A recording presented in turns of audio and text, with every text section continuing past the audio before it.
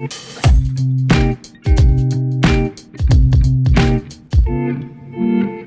Mental Glowers, how is it going? How is this new month of May treating you so far? Happy new month. And yeah, super excited for you guys tuning in to listen to this episode. How are you reflecting on what we talked about on the previous episode? And have you been taking some actions to prioritize your mental health? Have you started to break the silence, talking about these things at your home, workplace, and anywhere you interact with people? So yeah, just trying to reflect. And so my name is Jacqueline Oden. If it's your first time to tune in to listen to Mental Glow, please do not hesitate to link with us through our social media at Instagram and also X account at Mental Glow TZ. And if you want to chit chat or talk about anything related to mental health, please do not hesitate to reach out to us and we will definitely get back to you. All right, so yeah, today I am, as usual, always honored to have my people sitting next beside me. And so yeah, today I'm with Adinan Juma. He is so many things. First of all, he is a researcher, he is a doctor, medical epidemiologist, and he is also a lecturer, right? Yeah. And so we have a wisdomous person on board.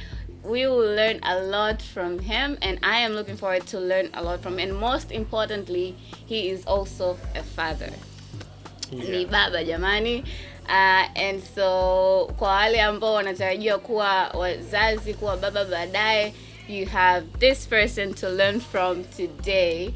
And so get excited and ready to, ask your questions baadaye kwenye comment section. And if you haven't subscribed yet, please do so right now before we continue. All right? Are you ready for this? Sorry, I'm ready. You were born ready. Yes.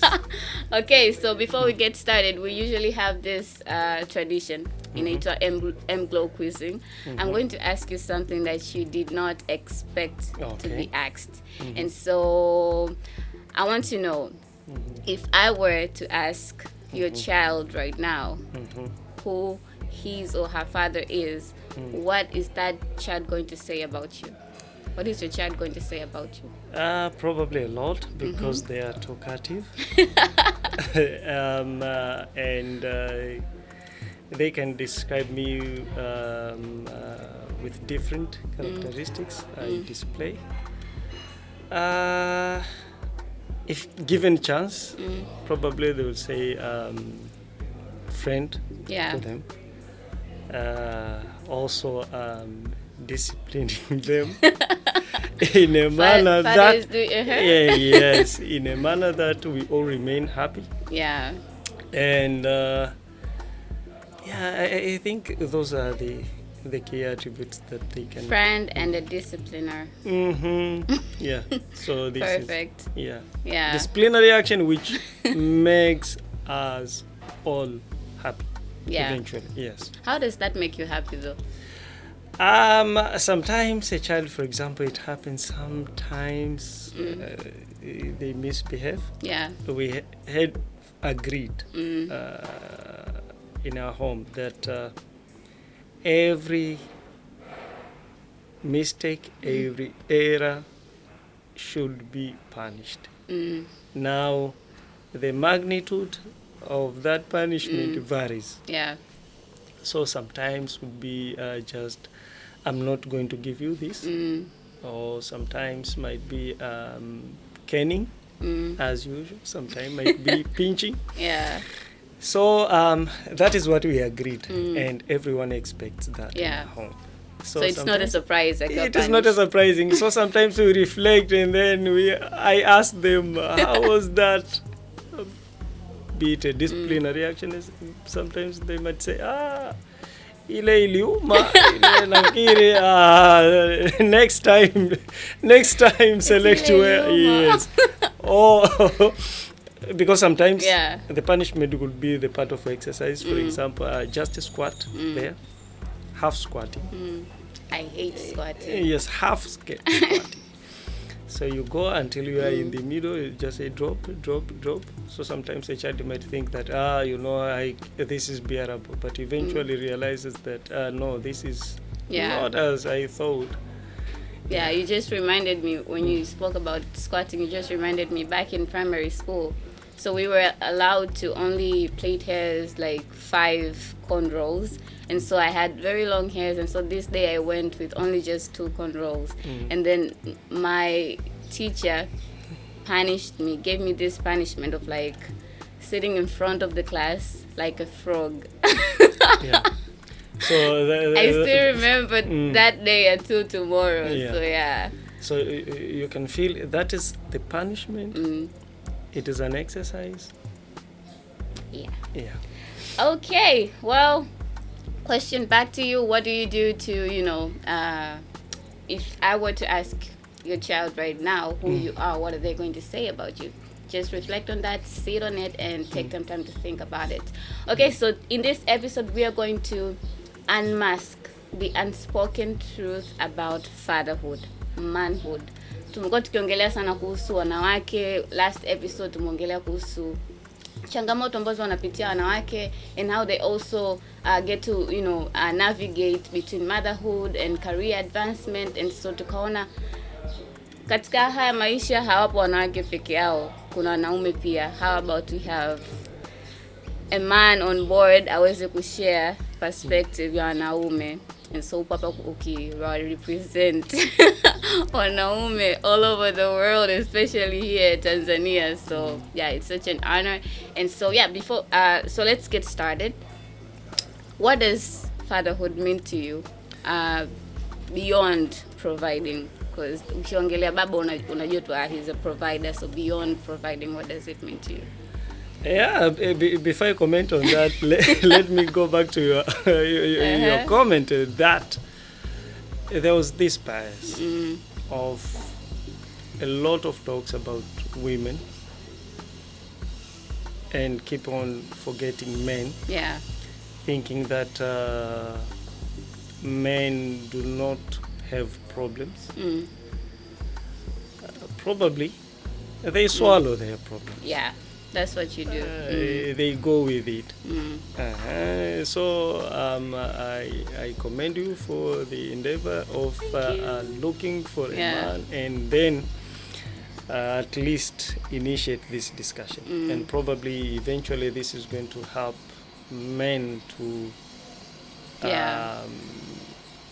to have a positive changes in terms of as far as life and their mental health well-being is concerned. Good. Now, back to your question. A father is a father. A provider. Yes. That is number one. And number two is, apart from being a breadwinner of the family, supposed to play a big role in children upbringing. So in this upbringing encompasses a lot of things, including setting a good example to children. The role model. Yes, being a role model, right? Show the children how to become better or good in their community. So this is the role of the father. Yeah. Supporting of their children. So they have that supportive role. I don't know how to put it. Probably point itakuja itakaa vizuri baadaye. Lakini what I'm saying is, apart from being supportive, is also making sure that you give proper directives to children. Yeah. Yes, and then support their mother as well as your family. And in Swahili culture, they say, if you're going to marry, you're not you're not marrying, literally, you're not marrying that lady. You're marrying the whole clan. Yes, you marry the house. So meaning you have that social component as Yeah. well. Yes. And so, in all of that, Ulishosema, it requires the presence of a father, and your father has to be present to make sure that they set an example, to make sure that they support their kids and his wife. And so, the lack or the absence of a father in a home, then it means that he won't be able to fulfill other duties that he's supposed to as a father.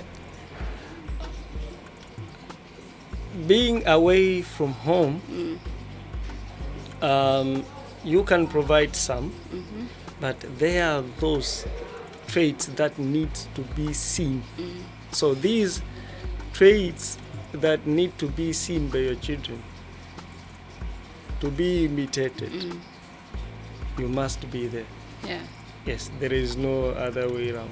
So how about, okay, so what I'm trying to understand is that for those fathers that, let's say, they are far from their families, so what it implies is that when they get back home, like let's say visiting, they should make sure that they make or they do something that is going to stick with their kids, as in, setting an example, but also like supporting, catching up with how they're doing at school and all that. Yeah. To answer your question, if you're away from your home, number one, children must know why. Yeah. Right. That is the first thing. They should know why you are not there, and when are you going to come back. Right? So they have to know that from the very beginning. And you must have a schedule that you'd be with them for this period of time. Yeah. Say, for example, it's a weekly or bi-monthly. Yeah. Depends on the schedule, and that is understood. What I'm doing is always, we always have our monthly meeting, for example. I got this.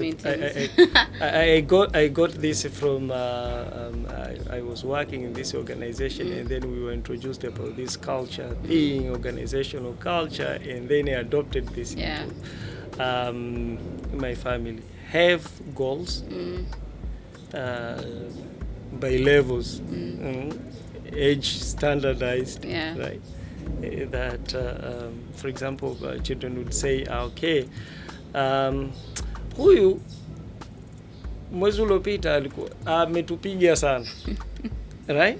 Yeah. Huyu ni muongo sana. And then we discuss them and find a better ways of intervening, making sure that these do not happen again next time. Yeah. So you have that quality time to observe, to teach, and to evaluate your children. Yeah. So you must be there. There is no point that there is no excuse for not being there if you are alive. Yeah. Yes. 100%. Yes. Yeah. There is no excuse of not being with your children if you are alive. Yeah. And so do you think that there are any expectations from, fathers that are rarely talked about, but they're still existing, as in, it can be expectations from their wives or expectation from the community that fathers must, live up to. Yeah. But they rarely talk about. Say it again. Like, let's say I'm expecting fathers to be present. I'm expecting fathers to provide. Like, I'm expecting fathers to excelling at that fatherhood position. But at times it may be difficult to balance all of the three, let's say, at the expected level. But do you think that those expectations, they are affecting fathers at some point, or do they usually meet the expected? Yeah. Good question. You can, personally, and men's discussion is, it is difficult. People try, but it is usually difficult to excel in all these parameters. Being there 100%. Excel in fatherhood 100%. It is difficult, and we struggle. Yeah. And the reasons often they are external that we have no control of. For example, let's say give a very vivid example. Say, for example, the stop order from the USAID. Yeah. Contracts were stopped, right? Yeah. You had your family, say, for example, in Moshi, right? You said that I'm established here, I will live here with my family, right? Now, there is no way you are going to meet the expectation of being a bread earner if you still remain in Moshi while jobless. So what you need to do is to do what God commanded us to do. You shift to another town, look for the source of income, and then you move on. So in that, you'll be lagging behind in terms of time, spending time with the family. So these are external factors that we are struggling to make sure that. So there are times that. So you find sometimes you have these challenges, and you beautiful wives are always are pushing you. You see, for example, she might understand the circumstances.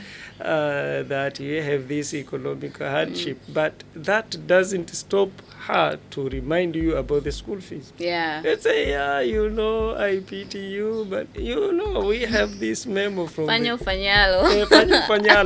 We have kodi ya nyumba to be paid, and she will remind you about that thing. And after times she understands that we have this economic hardship, but that doesn't stop her to. Yes. And okay, so that being said, which is very valid, I really appreciate the fact that you've brought it up. What do you think needs to be done in such circumstances? Let's say a father is struggling financially. Should a mother support his husband au rather than just pushing kwamba fanya ufanyalo kuna ada, kuna kodi inatusubiria hivyo? Yes, I think the functioning family which how do I say it, familia nzuri au familia bora is the one which supports each other. Because we marry to move together. True, 100%. Yes. So basically in Islam, your money is not mine. Like you are encouraged. A woman's money is not. Is hers. I'm the provider. This is our role as men. This is our role to make sure that we provide for the family. Right? Yeah. However, dunia ilivyo, na inavyotakiwa, it is not surprising. And it is common to find that a woman is better economically compared to a man. That point, a woman should jump in. Should jump in, help, support, and then the man stands and life goes on. So let's support each other, jamani. Like if you have your husband, you see that he is struggling, you not only have the role to keep on pushing, but also support where you can. That's teamwork so tu kazini mpaka nyumbani. Yeah, so let's be a team. And that's how we can change the narratives. Okay, so one more thing. Do you ever, like, we've talked a bit about fatherhood, but also like the circumstances ambazo zinatokea, like in terms of work related circumstances. Do you think you've reached a point where you can excel at both? Yani una balance career advancement, so if you put Zanzibar, and you're also like maintaining or like excelling when it comes to parenting? Do you think you've reached at that? Is there even that point where you get to balance the two? I think that is not my question to answer. That's supposed to be my spouse's question to answer. So, but there's also like because that is more of perspective. Yeah. So what's your perspective? Because I'm trying. You're trying doing my your best. Yeah. Yes, I'm trying my best. We'll have a schedule to move, right, and making sure that I attend all these family issues. You always show up. Yeah. Yes.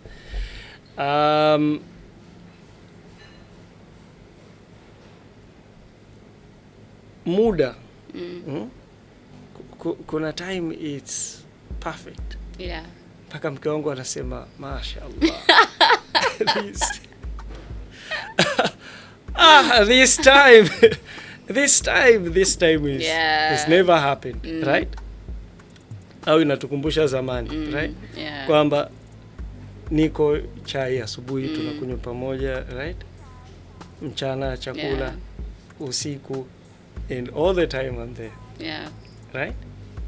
Lakini there are times zinatokea due to some circumstances.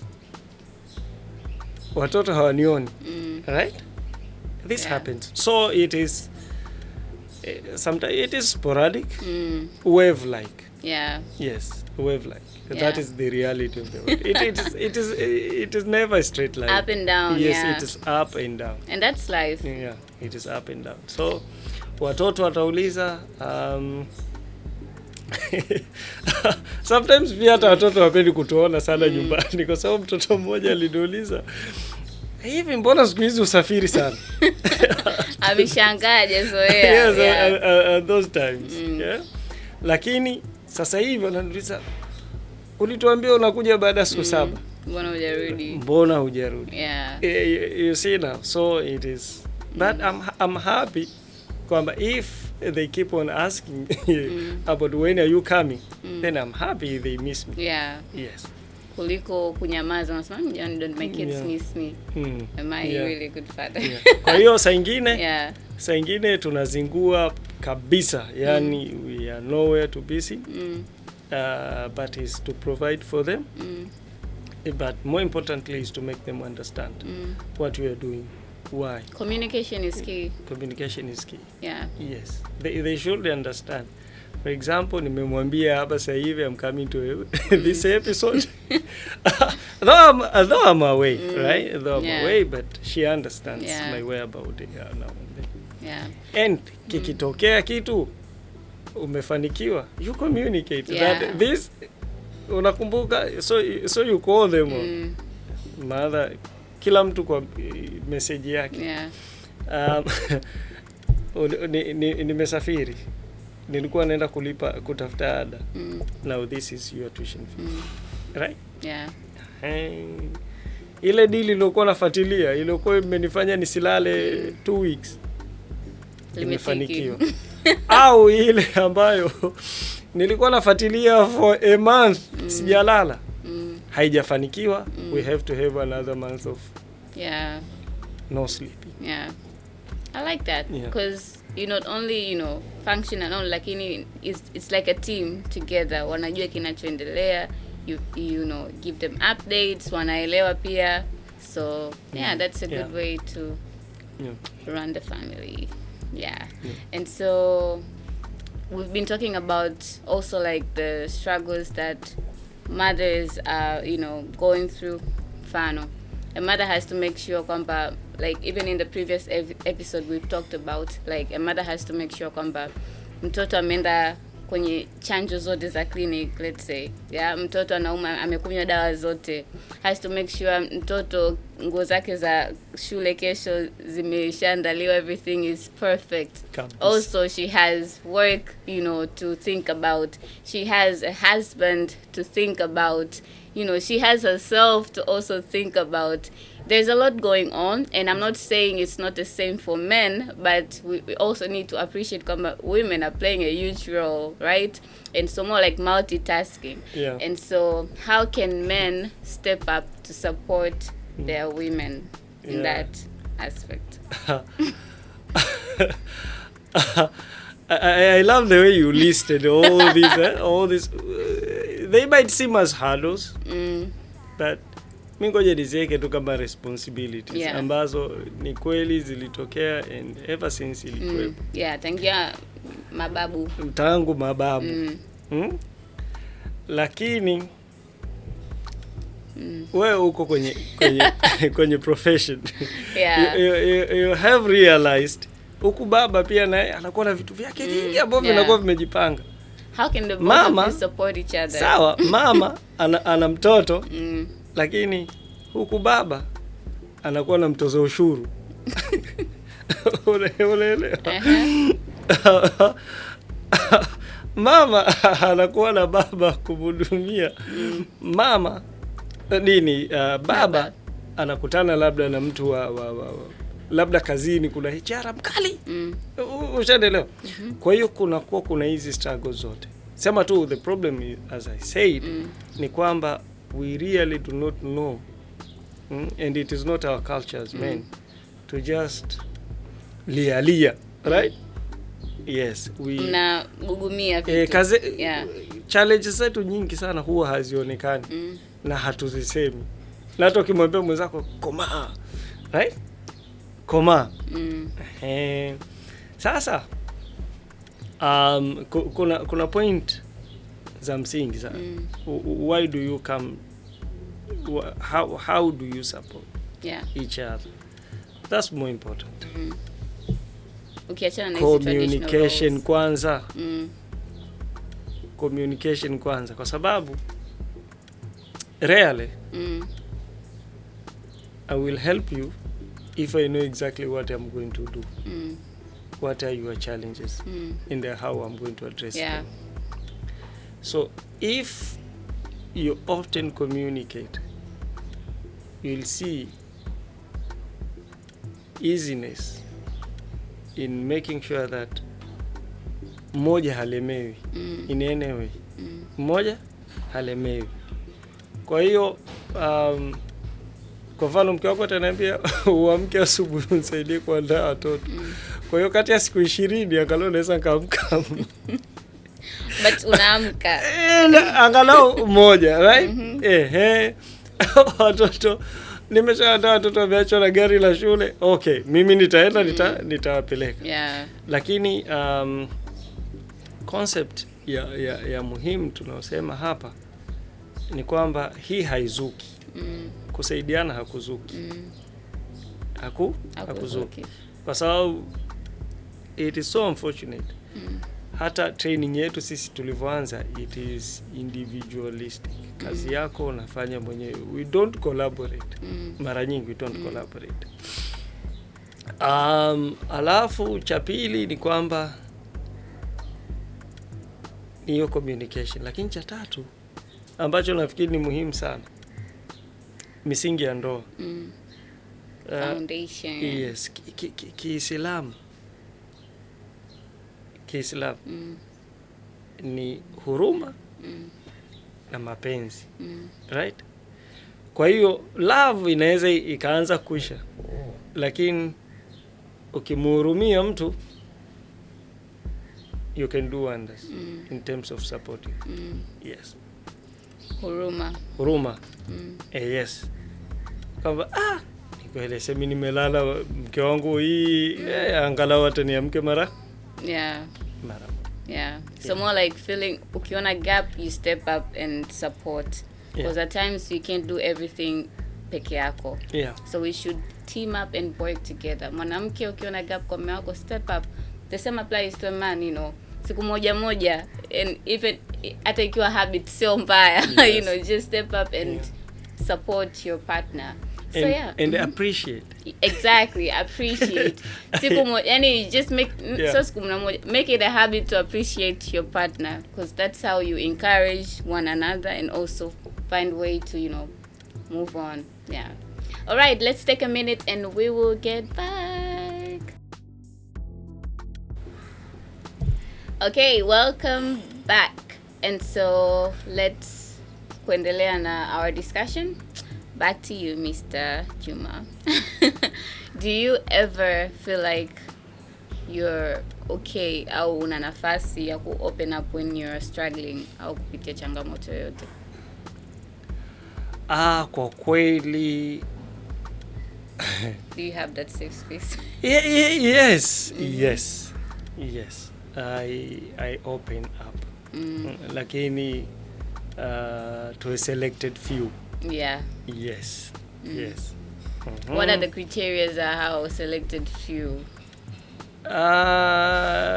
Depends, kwa sababu unajua ni changamoto pia nimezcategorize. Yeah. Categorize. Kwa kuna work related. I have my mentors. Yeah. There are 3. So whenever I face any challenges, right, I quickly communicate with them. I communicate with them. If it is a family related, my wife is there. Yeah. So I open it up. Wengine ni babangu mdogo. And then we discuss in a question. However, it takes time before I open up. Right? It takes time before I open up. Kusema sasa, let me communicate with this, and also depends on the gravity of the situation. Kwa other those nitasema let me settle, think critically about it, and then seek help. Or not seek help, but time will heal. Or let's see what waiting will give us. So at times you unakuwa unachukua muda ukiwa unatafakari jinsi ya ku and at times unasema time will heal. Yes. Okay. And there are issues that I'm very quick to act, to open. Yes, particularly when these are now business issues. These are very I'm very quick to act. Yes. So that is it. Yeah. And so it's a good thing kwamba you have that space, and also japokuwa you usually take time to reflect before you speak up. Some men don't even have that. And so some men don't even they haven't even reached a point where they can even let out what they're going to be vulnerable to, be it their spouses or even colleagues na hata marafiki. And so what do you think are ways that can support these men to reach a point to open up, or what do you think is the requirement for men to kufunguka or be vulnerable?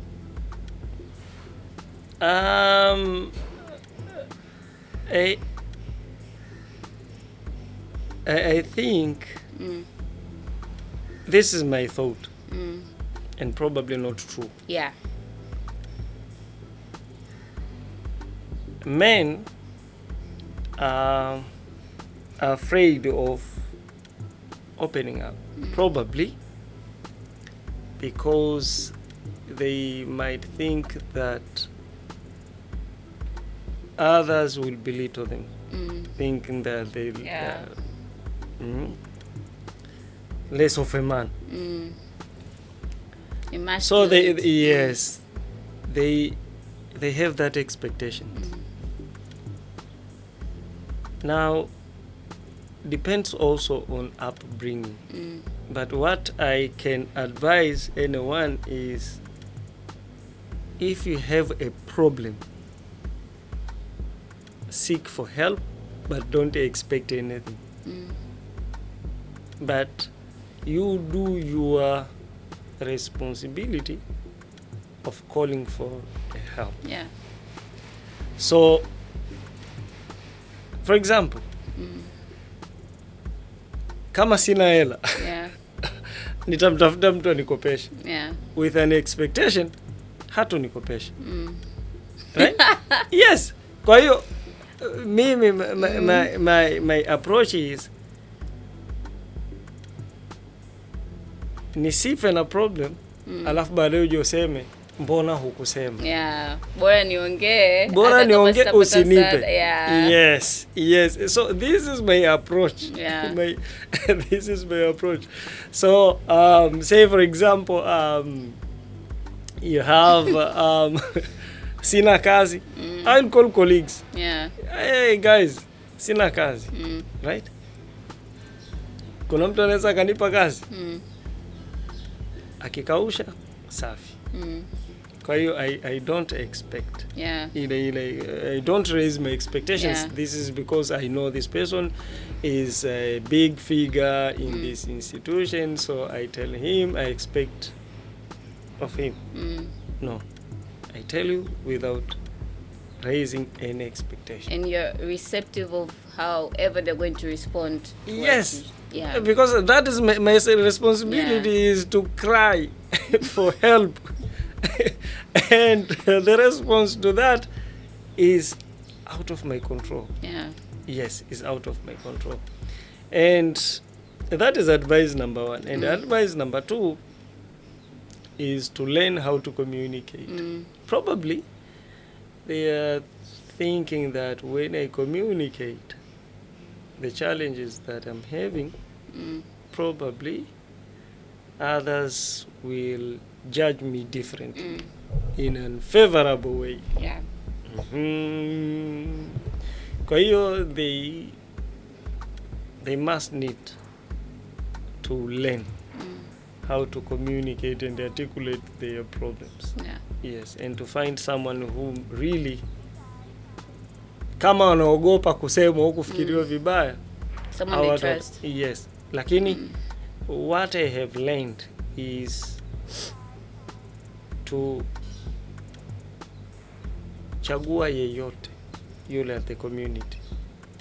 Only that you have to make sure that is appropriate person in terms of probably age, experience and knowledge.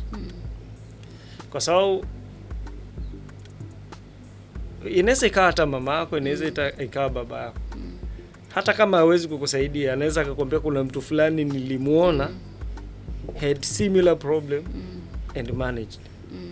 You just wait. Ile kwako ni faraja, kwa sababu often watu wanaweza kana wanafikiri they have this problem, they are on their own. They are the only person who had that problem. Unaona sasa? While kumbe there are a lot of people who had that problem. Yeah. Unaona? Only that they had no this chance of meeting and then discussing. Right? Yeah. Lakini unakumbuka hata shuleni wakati unapewa ile makaratasi mtihani ukiona so advance kama ile mtihani wa kwanza umepewa maxi, umefuta hivi unaangalia 20 kwanza unaficha. Ukiona wenzako wanacheka kwamba na wenyewe wamepata 20, 30 ngapi. And then you open up, you're like, not only open. Yeah. But makaratasi yote sasa yanakuwa mezani. Hapo na watu mnaanza kujiuliza, how come tumepata 20 au 30? Yeah. So it becomes a shared problem. Yeah. You have a discussion and you have a shared logical conclusion. Yeah. Kwa hiyo that is my thing. Yes, alafu kitu kingine ni ambacho hichi ni muhimu sana. Na nafikiri hata mimi nilikuwa nayo na watu wengi wanacho. huenda hata wewe. Watu watanionaje? Yeah.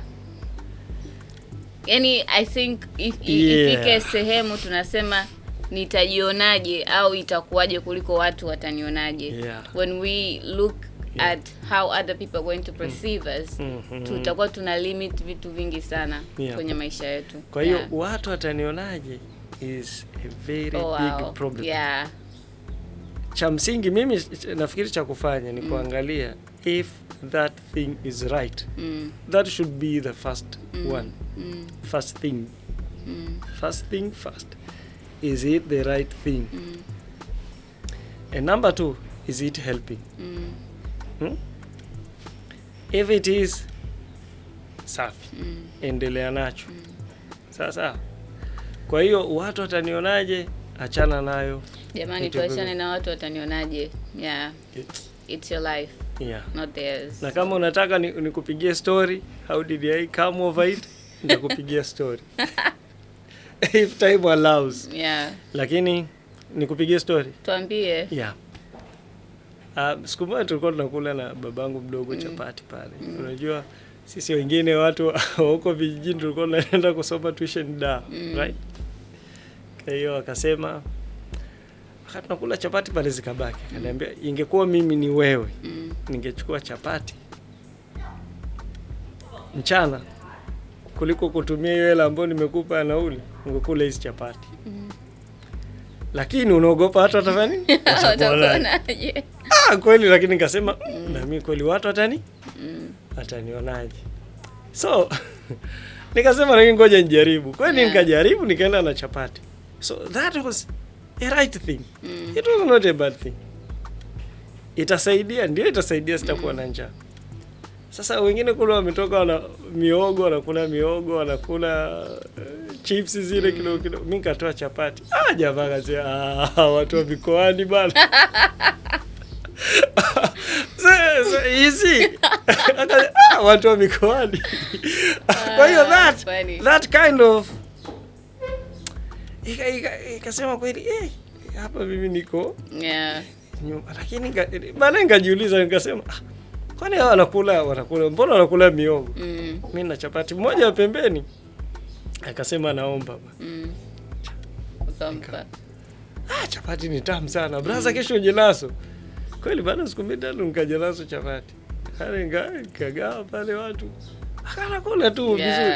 And they're happy. Now siku zilizokuwa zinafuata they started asking me. I say braza umekuja na chapati. You see now? Yeah. Sasa these are things. Na kweli watu wapo. Watakuonaje? Watakuona. Like that, yeah. Are they going to comment negatively? Yes, they are going to comment negatively. Cha msingi ni kwamba those comments, do they contribute anything positive kwako? No. Yeah. Achana na. Yeah. Achana na. Yeah. Kwa hiyo sasa hii ilitokea when I was in form 5 2004 nafikiri. 2004, yes. From that time hata watu wengine wakawa wanachanga. Hii habari ya kuogopa watu watakuonaje kwenye swala la msingi. Wacha tu wakuone. Kweli watakuona. Lakini hata wenyewe ukiwauliza mwisho wa siku hawajui kwa nini walikuona vile. Yeah, I like that. I really like that. And also to add on that ni kwamba we should learn to be mindful of ourselves, our surrounding na kila kitu. Tatusaidia sana even to reach a point where we open up, tuna share, we become vulnerable. So mindfulness is key in everything that we do. And so, yeah, like, do you ever get time to take care of yourself, take care of your mental health, self-care? Wanaume mna self-care? My self-care kwanza mimi ni mtu wa mwenyewe. I love to spend time alone. Yeah, me too. Yeah. So, yani kama nitakuwa siko nyumbani, ni kukaa time yangu niko na reflect. Yes. Kama siko nyumbani niko ofisini, kama siko ofisini nimekaa zangu ni alone. Yes. And wakati unakuja hapo ulintania kwamba unakuja unatembea, do you work out au unafanya mazoezi? Yes, nafanya mazoezi kwa kadiri niwezavyo. Yeah. Yes, na kwa kadri ambavyo nausikia mwili ambavyo unahitaji. Yes. So you take time to spend alone and also kufanya mazoezi. Is there anything else? Kucheza bwana. Kucheza muziki au? Yes. I love that. Yes. Zamani nilikuwa napiga kabumbu sana, lakini sasa hivi si. Kabumbu ni mpira wa miguu. Kwa hiyo sasa hivi sifanyi, lakini kukaa na watoto kutadiana kama hivi, I love that. Mimi huwa spendi ile how do I put it, seriousness. Yeah. Everyone is still. Kila mtu yuko yani is work. At the office you just keyboard. Hamna kucheka, hamna kutendiana. So I don't love that. Yeah. Na hata watu wameshazoea, if I'm around we joke, yes, we laugh, yes. Yeah. So and it makes you feel good, sindio? Like that's one way of, looking up after yourself. Kila mtu, wengine wanajidai tu. Yani kila mtu, when you have kweli mnafanya kazi, lakini you have that, sijui nihitaji jina zuri, lakini sijui ndo social. Yani binadamu sisi ni social beings, tunapenda kuhusiana, so yes. Mnakaa tu, mnaongea vizuri, mnacheka, kazi zinaenda. Sio kazi bwana. Ukiongea tu kidogo, brother tutamaliza. I don't love that. Na tuko nao. Yes. Kwa hiyo tuko tofauti. Yes, tuko tofauti, we appreciate. Lakini ndio hivyo, hakuna namna moja ya kufanya kitu. Kuna wengine they are used to that. Inaweza ikani hapo bringing their personality na nini, lakini life experiences. Yes. The good thing ni kwamba tuko nao. Yes. Popote wanao, how serious they are, like tuko nao, tunakwenda. Kuna muda mwingine unachangamsha kidogo. Yeah. All right. So to wrap this up, swali la mwisho la kumalizia before we close up this episode. What do you think needs to be done for men to feel free to be vulnerable? What do you mean? Yani, feel free to be vulnerable. Yani, ni vitu gani vifanyike ili wanaume wawe na urahisi wa kufunguka na changamoto wanazopitia, be it at home, kwenye jamii, makazini, sehemu yoyote.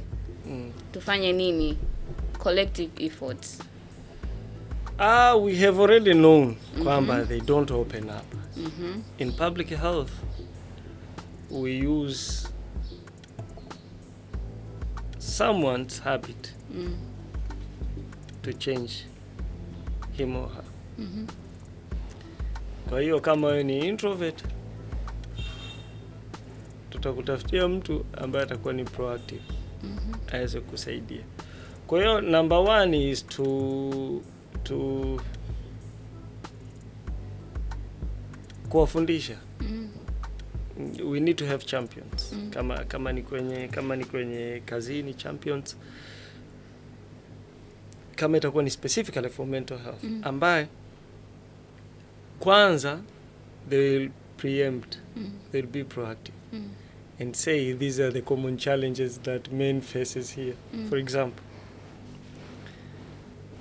Then this is how we solve it. Right? Or more like having group session at makazini for men to let it out. Yes, but someone should be a champion. Yeah. Someone should.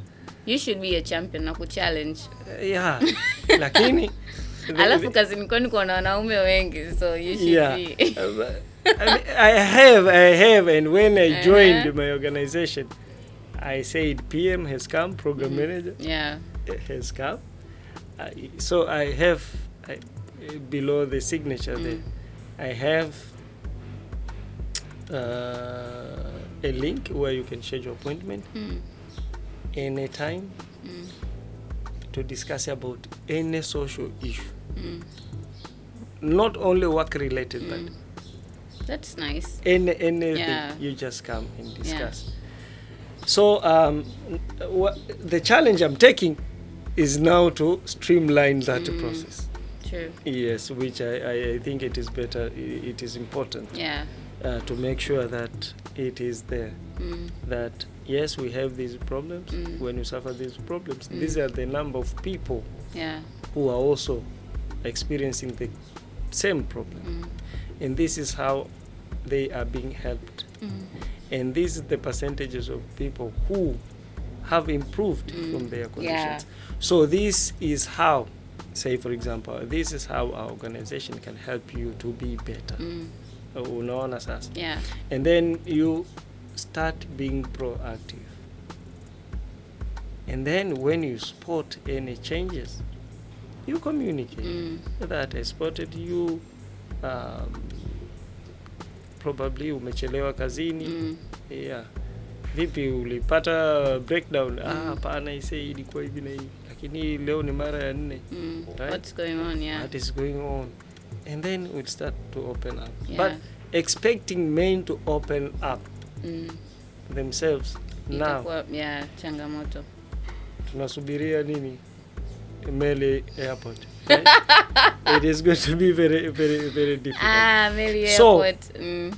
So mimi nafikiri kwanza wajue, and then should start from home as well. That's the most important thing. Because that's the immediate family. So as parents should set a culture where they sio mtoto akifanya kitu naomba bwana man up, you're a man, wanaume, you know. Be a man. Kakama. Na si hivyo tu. Hata wagonjwa wakiletwa, rafiki yangu mmoja ananihadithia wakati fulani wameletwa pale wagonjwa, mke wa yule mwanaume alikuwa anaumwa pale, anamwambia jikaze, be a man. Jikaze, ushaelewa sasa. Kwa hiyo so watu wanakuwa na ile notion kwamba I'm a man, sitaki kuonyesha weakness, sitaki kuonyesha kwamba naumia na vitu kama which is not right. Kuonyesha weakness hapana. Kwa nini unakataza tena hapana? Usionyeshe weakness. Be courageous. Lakini kuwa courageous maana yake ni kuweza kucommunicate kile ambacho kinakufanya nini? Kinakusababishia wewe matatizo. Yani kushare matatizo ndo wewe you are courageous. Kuwa weak maana yake you can't communicate your problems. Really? Yes. That is my perception. I take it in a different way as in you trying to you're weak, like this is my weakest point. You're trying to communicate how can I, improve. Ndo mimi nakwambia sasa be courageous. So courageous is that point where you get to communicate. That you is get courage. To communicate. Yes. But then I hear you, like acknowledge that you're weak, but also be courageous enough to share. I don't love negative side. Yes, mimi huwa sipendi kusema kwa kweli my weakness is, I would rather say I'm not strong enough to say I like that. Sipendi surface kama wewe you are weakness, kwa hiyo you can't improve. Weakness is like embedding it, like taking it in. What I love but is more like I'm struggling with this one, but I would like to. Yes, I love is you say kwamba kwa kweli I would love to reach this stage. How can I go about it? How can I go about it? Kuliko kusema kwa kweli unajua the problem is sina pesa. Ni tofauti na kusema kwa kweli kiwango changu nilichonacho kwa sasa hakitoshei hiyo. Kwa kweli hata ukipigia simu usiseme sina pesa, sema kwa kweli kiwango nilichokuwa nacho sasa hivi hakiwezi kidhi hayo mahitaji. Sasa if you say I'm not strong enough to communicate this, it means you are capable of being strong. Sasa unaanza kujitengenezea kwamba kumbe I'm strong, like not enough to do that. Kwa hiyo be a man. The way unaweza ukasema unaweza ukavumilia kitu, the same way unaweza ukafanya nini? Uka-communicate. Kwa sababu mtu asiposema anataka abaki kwenye hali ile ile ambayo pia na yeye huwa haitaki hiyo hali. Unaona sasa? Ubani kwamba nafikiri asiposema anakuwa somewhat happy or calm or settled. Unaona? Lakini yuko kwenye situation ambayo haitaki. Unaona? Ushaona kuna watu wanaibiwa hivyo haiti mwizi. Ushaona? Wanashindwa kushout kwamba nitaonekanaje hapa nimeibiwa na nini na nini na kila kitu. Kwa hiyo hapendi kuwa ameibiwa, lakini hataki kusema kwamba kaibiwa. Yes. Be courageous to say bana, this is what I'm struggling with. How do you help me? I like that. And also to restructure our minds into more positivity. That's the way to go. All right, guys, thank you so much for tuning in. You have been a blessing, and I hope that you've learned a lot from us. I have learned a lot from you, and so thank you for, informing us today and also share your experience. And so I do hope, like, if you have any questions, do not hesitate to ask, and we will make sure that we respond to your questions. And so until we meet again in the next coming episode, where we will talk more about other issues that are not being talked about in our communities. Tunaendelea kuvunja ukimya, breaking the silence. And so if you have any addition, if you have any experience that you would like to share, please do so. Thank you and have a great day. Bye. Najua mtaikata.